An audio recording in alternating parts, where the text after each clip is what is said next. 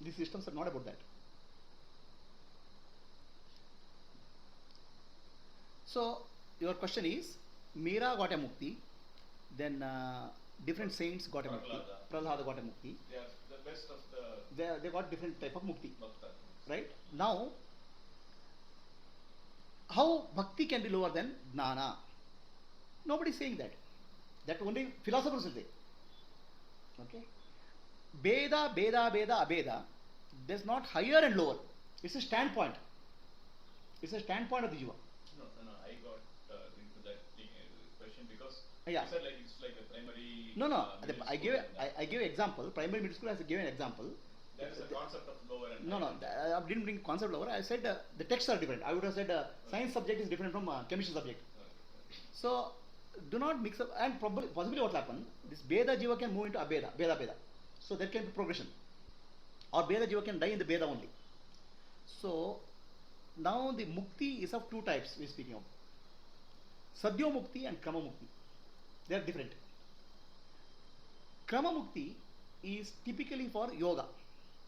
Bhakti yoga, Kriya yoga, Kundalini yoga, Karma yoga. Krama mukti is there. Krama mukti means progressive purification. So progressive purification, what happens? Salokya, Samipya, Sarupya and Sayutya. 4 types. Now, what is the difference between the Krama mukti and Sadhyo mukti? Sadhyo mukti is Jnana. In Krama mukti, the jiva is all depend on jiva. What type of jiva? Jiva has a strong sense that I am imperfect. God is perfect. Imperfection is deeply embedded in the jiva. By its birth, by vasana, whatever is that. We can't understand why. So jiva feels I am imperfect. To become one with God, I need a perfection. Otherwise, God cannot accept me. That's the concept. It's true for our life also. No? Oh, this job I want, the top company, I'm not perfect. I have to study and become like that. So sense of imperfection is there, sense of separation is there for the jiva.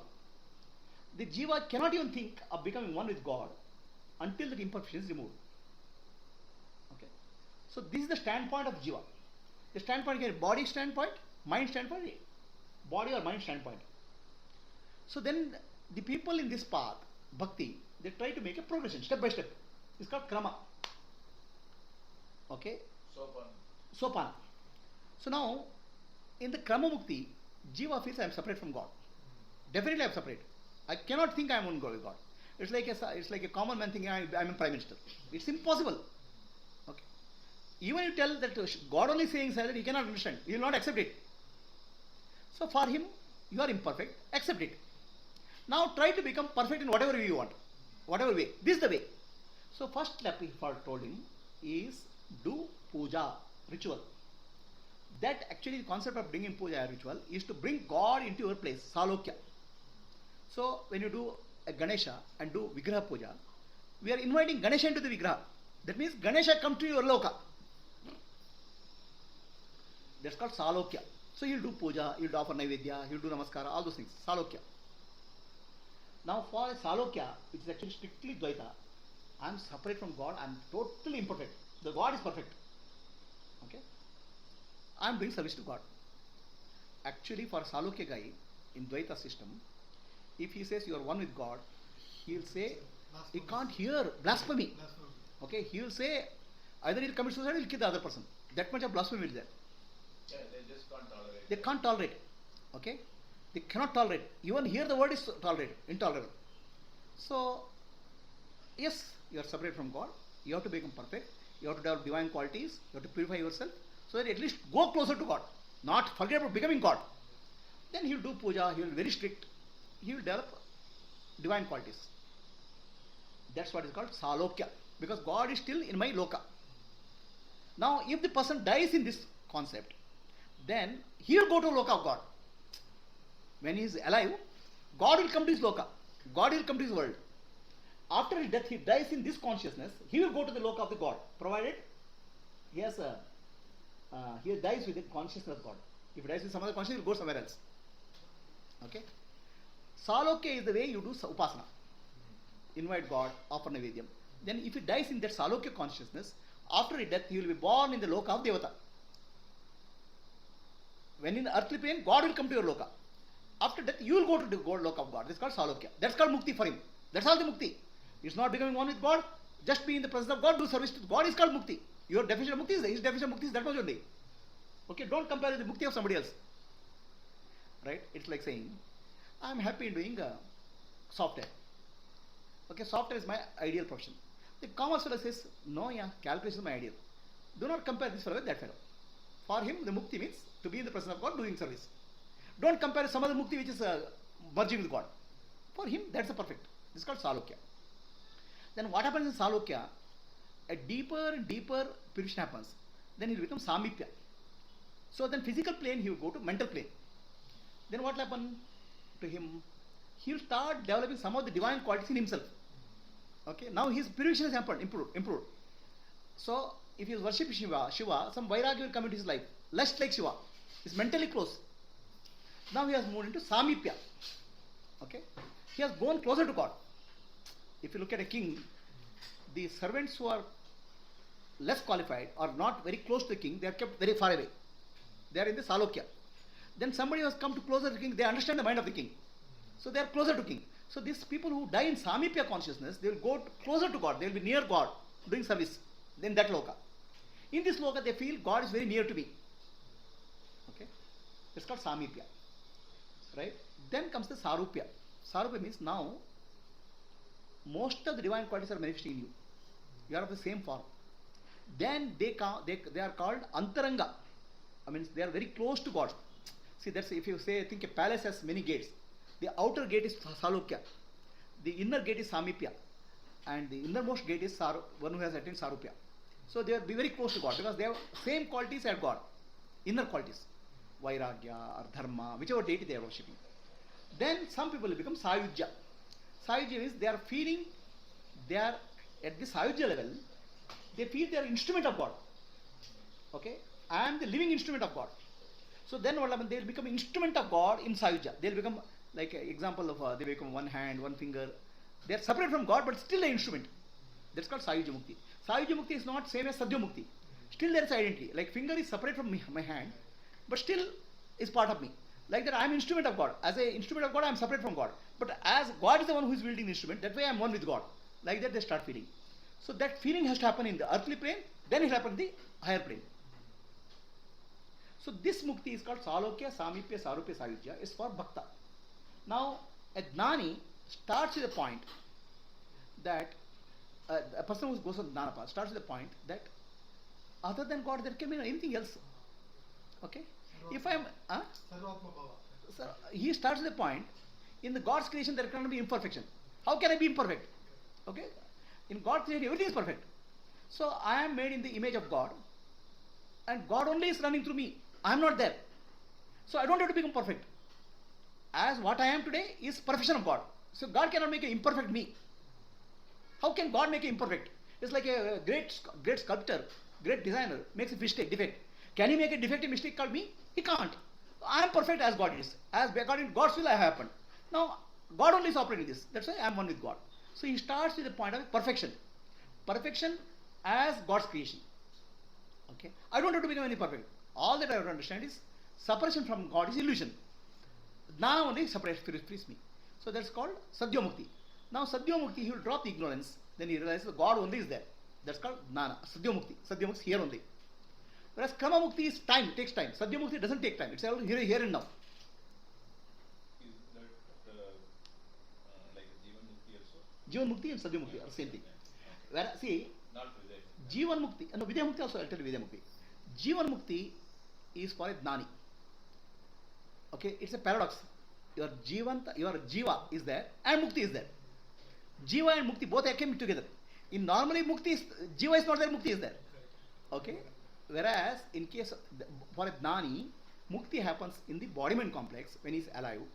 Understanding that he is not jiva, but still he is able to leave that mukti. Okay. In case of bhakta, mukti is after death, not alive. Okay. Bhakta's mukti is after death. Jnani's mukti when he is alive. They are different. So now they are totally different. But you cannot say this is greater, this is smaller. This is their aptitude here. This is attitude. One devotee of Bhakta. He's a great devotee. He wrote me a mail. He lives in Middle East. He wrote me. The same question he asked, Sadhya Mukti and Krama Mukti. Sayujya Mukti. I explained Sayukya, Samipya, Sarupya, Sayujya. And he says, what kind of idiot wants to become one with God? His question is, what idiot wants to become one with God? Alright? And being with God is enjoyable. Why should somebody become merge with God? Loses all enjoyment. I don't want that. Then this lady is there, right? Prema Pandri, very great Harikatha. She says, telling God's name, chanting God's name is so blissful. I want to enjoy this bliss. I never want to become one with God. I want to eat sugar, but I never want to become sugar. Okay? So for Gnani is person who is Jnana path, he says there was never only sugar. Only you are seeing different names and form. Okay? And there's no imperfection at all in creation. I am perfect as imperfect. If there's deficiency in me, that's perfect only. If you are imperfect, it's perfection of God. That's what he says. Whereas Bhakta says, I am imperfect because of my own problems. So, there are two different paths. There's no point in comparing what is what. It's an aptitude. Somebody takes engineering, somebody takes medical, somebody takes art. We can't say why you are taking art, why you are taking not medical.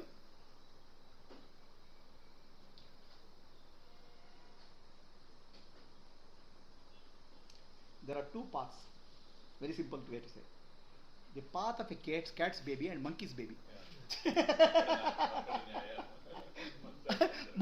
Cat's baby and monkey's baby. Okay. Cat's baby, cat will carry the baby. Monkey's baby has to hold on to the mother. Okay. Onus is on monkey's baby. Cat's baby, onus is on the God. Onus is on the mother. A Bhakta says onus is on the mother. A Dani says I only have to drop my ignorance. Okay. But I would say cat's way and monkey's way both are not required. Simply surrender to God. Do your karma, do your devotion, and live a path of Jnana. Do not worry about these very fine differences. So basically for me, it is very simple. Head, hands and heart and energy has to get integrated. You have to become integrated personality, and that integrated person you have to offer to God, not a partial. So head and heart get integrated. When heart is full of love, devotion, and what I call as gratitude. That's head. The head is the heart. The head is clear when there's no sense of separation. Okay, hands are clear when you do service. Energy is clear. Your energy system, it goes to sattva guna, rajoguna, tamoguna, stays mostly in sattva. So then you are integrated person. That integrated person is whole, and that integrated person only is able to see sarvam kalayavarma aham brahmasmi. Both he is able to see. Others will get disconnected. A person who says everything jagat is mithya, mithya, mithya, he feels so disconnected from the world. He doesn't feel that integration. Okay? For me, it is a one whole. If you have to one whole, you have to experience head, heart, and hands and energy have to integrate with one reality. You have to see God everywhere, and you see God nowhere. Then only is complete. If you see God nowhere only, then you will not be you will be unfit to live in the world. You will feel still something is missing. So this the Service Vedanta again says there are these three. If you take any Mahavakya, Brahma Sutra. So yeah, there are popularly three Vakyas are there, but then there is Nilakanta is one, and there is one more. So what it says is it's not like this is true and only this is true. Not like that. That is like one dry, wooden eye, where I. That is same, and then along with you, and then separate. All three are simultaneously true. Yeah. So that is the Eko Sat Vipraha Bodha Vadanti. One truth, wise men will say in three different ways. Now, why they say in three different ways? Because the listeners are three types. So we'll ask where Madhvacharya is not realized because he is speaking of Advaita, or Vishishtadvaita he is not realized. Is the realization only one? See, whether what they have realized we don't know. But whom they are addressing, please know. Yeah, exactly. Right? So if you don't understand whom they are addressing, then communication will go wrong. The mistake will happen. So they are addressing people with Veda, Veda, Veda, Abeda. They will not mix up.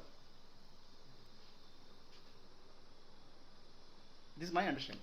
Okay. I think doubts got clear. So, it is any philosophical system in India has three levels, three different systems. In Buddhism, Hinayana is equivalent of our Veda. Mahayana is equal to Veda, and Vajrayana is like Abheda, or it's like Dvaita, Vishishtadvaita, Advaita. In Vedic literature, it's equal to Karma Kanda, Upasana Kanda, and Dana Kanda. Okay? So, Prabhuji, these two also fall in line because you give three Adhyatmika, Adhibhautika, and Adhyatmika, Adhibhautika. That is again. No. Adhyatmika, Adhibhautika I gave to interpret the scriptures. No, it's at the body level, mind No. level, and the transcendental level. No. That I told in different way. I'll tell you why. No, that's correct. But can we No. now? Don't mix up that and this. Okay. So I have given a system for interpreting scriptures. Adhibhautika, Advaita, Adhyatmika. That I'll tell separately. So is this question closed? I agree. You said we were talking about Jivan Mukta and Videha. Now the question is Jivan Mukta and Videha Mukta. So there is a viewpoint that ultimately body is suffering. Body is the cause of suffering. Mukti means Jivan Mukti is impossible. You cannot enjoy Mukti when your body is there. Okay? So that's why people have a concept of Videha Mukti. So they see great Mahatmas like Ramana Maharshi or Ramakrishna Paramahamsa, they have cancer, they also cry, they are not able to eat food. So they say they are Mukta, Jivan Mukti, they have realized they are Jivan Mukta, but the real Mukti for will happen them when their body is dropped. It's called Videha Mukti. This is the viewpoint of the society. There are two different viewpoints. Society viewpoint and Jnani's viewpoint, they are not same. Okay, they are different viewpoints. Society will see Jnani functioning and speak about that, whereas Jnani sees reality. So they are not same. From society Jnani point of view, Jivan Mukti and Videha Mukti is simultaneous. When he realizes, Nanu, Nanembudu, Nanalla, Ideha, Manabuddhi, Nanalla, Sachidananda Atma, Shivanan Nane, Shivoham, Shivom. He realizes that I am not the body, I am not the mind, I am not the India. So, then for him, if I am not the body, I am not the mind, I am not. What is the question of Videha Mukti for him? For him, Jivan Mukti and Videha Mukti is simultaneous from Jnani's point of view. But for Adnani, this Jnani's body is still walking, teaching. A lot of explanations to be given to Adnani. Why this guy is doing like this? That explanation has to be given. For Adnani, it said Jivan Mukti is different from Videha Mukti. After he drops the Mukti, Videha Mukti. It's called Samadhi and Mahasamadhi. Nirvana and Parinirvana is given for the explanation of the people. For Jnani's point of view, Samadhi and Mahasamadhi is simultaneous. Jivan Mukti and Videha Mukti is simultaneous. Nirvana and Parinirvana is simultaneous. For the Jnani's point of view. From world point of view, they are different. Okay? World point of view, Jnani, you said Mukta. His body is suffering. Still, how is his still problem? Until he drops the body, how can he be Mukta? That's why Videha Mukti is there. So, Adnani's viewpoint and Jnani's viewpoint are very different. Janaka Raja, who is actually is called Videha Janaka. He was a king. Yeah, that's right. He is called Vaidehi. Sita name Vaidehi comes from Janaka. Janaka Raja has no body, no concept of body, but he was still able to rule the kingdom. So people can't understand how a Jnani who is bodiless can rule the kingdom. So there are a lot of understanding is given, some details are given to why Jnani can function through body, what he functions, all those things are given only from Adnani point of view. From Jnani point of view, the matter is over once he gets Jnana. So in Brahma Sutras, when you explain the 4.2.15 and 16, which talk about the how for a Jnani, the subtle body, not just to back to Panchabhutas. So that was again from Atmani point of view. Just from Adnani point of view. For Jnani, he has become free from causal body, subtle body and gross body. From Jnani, he is not, I am not any body. Now, but Jnani's body is roaming around. Okay? For Adnani, we have to tell, okay, Jnani's causal body is gone, then subtle body is gone, gross body is dropped. Like that, we have to explain from Adnani's point of view. So, Adnani's point of view is given, but Jnani's point of view is totally different. And Jnani's point of view, Adnani can never understand fully until he becomes Jnani. So, Scriptures explaining from Atmani. whom is for see? Scriptures are read by Atmani. See, for whom is the scripture? That is correct. For whom is the scripture? Right? For whom is the textbook? It's all called Aparajnana. All, including all the Vedas, everything. Why Adnani's point of view? Why Adnani point of view scripture is explained. So basically, for Jnani has no need of scripture. So that's why in Upanishad it said, Vedaha bhavanti avedaha. Vedas become useless for Jnani. Okay, but he doesn't say it's useless. He says it's very useful for the Adnani's point of view. So Vedas are useful for Adnanis only. So It's like to lit the fire, you need one stick. Stick. And once it is done, the stick also you do. Yeah. To lit the fire, you need a stick. After burning the fire, you have to burn the stick also. So Vedas are addressing Adnani, and Adnani's viewpoint has to be adequately represented. So explanation is given point. If you ask same question to Ramana Maharshi, what happened to settled body of Adnani? They say, first find out who you are. That means you become Jnani and then you'll know. You'll not give the explanation. But scriptures will not say. Scripture will feel poor. Okay, poor fellow, he wants to learn. Then it says, settled body of Jnani will dissolve, gross body will dissolve. They'll say.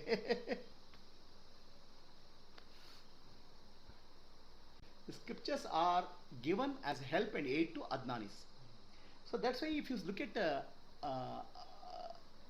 Dattatreya picture, right? Dattatreya. So there are 4 dogs sitting near Dattatreya. The 4 dogs are the Vedas. See, how we can say dogs are Vedas are compared to dogs. Okay? So what they are symbolizing is the Vedas follow Jnani. Jnani doesn't have to follow Veda. Okay? Whereas Adnanis have to follow Vedas like dogs until they get Jnana. That's why dog symbology is given symbol in given Dattatreya. But in this Self-Enquiry, there is one more concept. Talk about 224 lokas and prapanchas and you become. It is like a goal. Like if I am from a village, I don't know IIT, I don't know Himalayas, I don't know Kailasa. I mean, I know only the nearby hill. So I know only small things I know. So if I want that, I can accomplish that. Yeah. The issue here is most of us do not know the param. What is superior? Param, superior, that we don't know. So you can become what you want. Like if you identify with Jesus, you can become Jesus. Muhammad, you can become that one. So Shiva, Vishnu, whatever, all these things. So that is the way it is. That's the way. You want something, you will get that thing. So the trouble is like in you not knowing.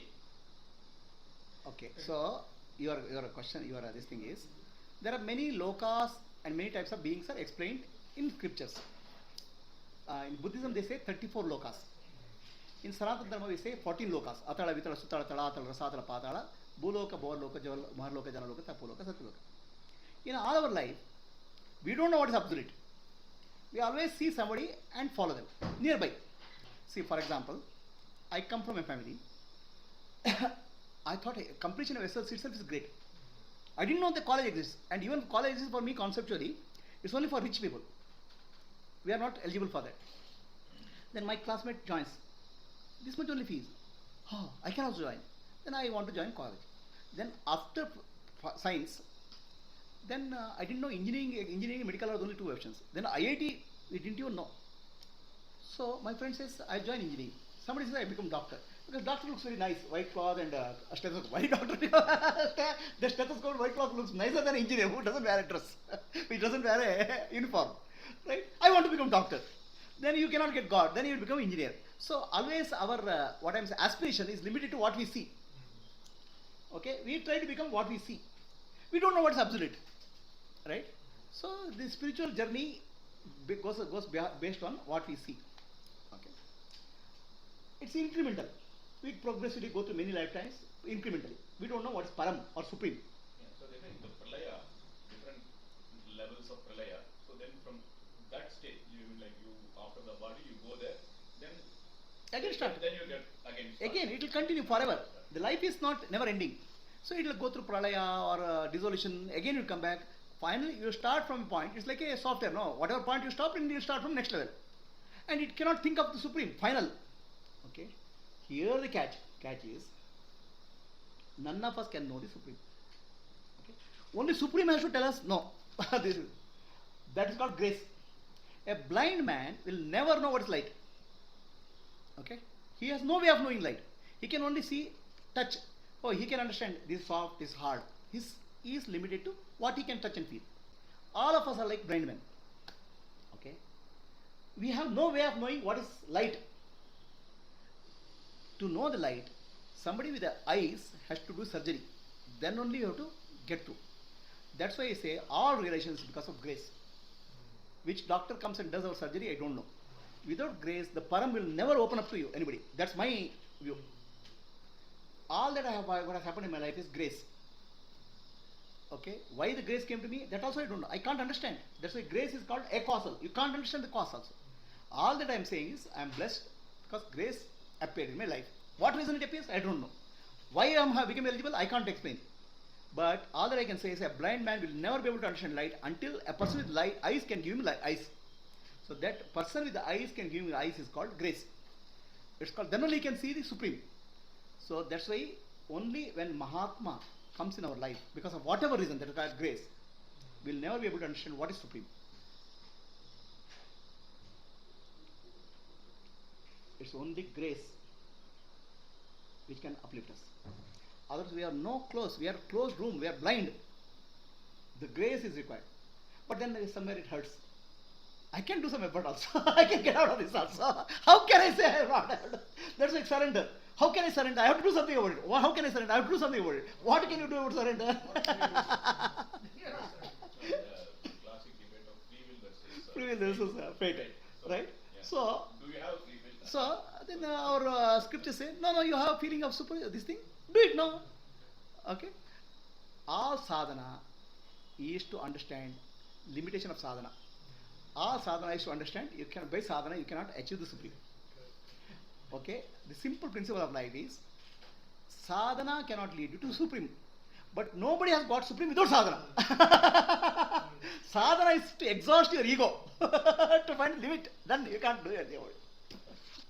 No, it's, all this is upper Jnana, Vedas, nothing is going to lead it as we discussed. Then why should we study? Yeah. So how does it help? I mean, you can do it well without that. But then why are some of us studying or listening, trying to understand? So why we are then if all this is aparadnana, all scriptures in Maya, so why you are doing that? Why I have to study? Because deep inside you are feeling that I can be free from this mess I am in. Who says so? Your Atma says so, because the king for a beggar, a king is dreaming as a beggar. Beggar feels I can be free from this, because who says not the beggar? King says. The king is saying I can't, because king is a part of the dream. King says no, this is not comfortable. So similarly your Atma, the inner self, says you have to do something about it. Okay, I have given the scripture, read it. This reading for the scripture doesn't come from your mind, it comes from antaprarepana. The voice of God guides you. Without voice of God guiding you, you cannot come to scripture, you can't come to spirituality. That voice of God which is coming from inside you will say, read the scripture, do the satsanga. See, no matter how many times many people tell me, don't read this, don't read scriptures, don't read Sanskrit. However many times, however powerfully they tell, I cannot stop it. I cannot stop reading scriptures, I cannot go into satsang because people tell you not to do. Because they said, enough. No, but your inner voice who is guiding you, okay, tells you, do this the right thing to do. Okay, outer voices are irrelevant there. So I'll tell you the levels of spirituality. You can stop this, I'll tell something else.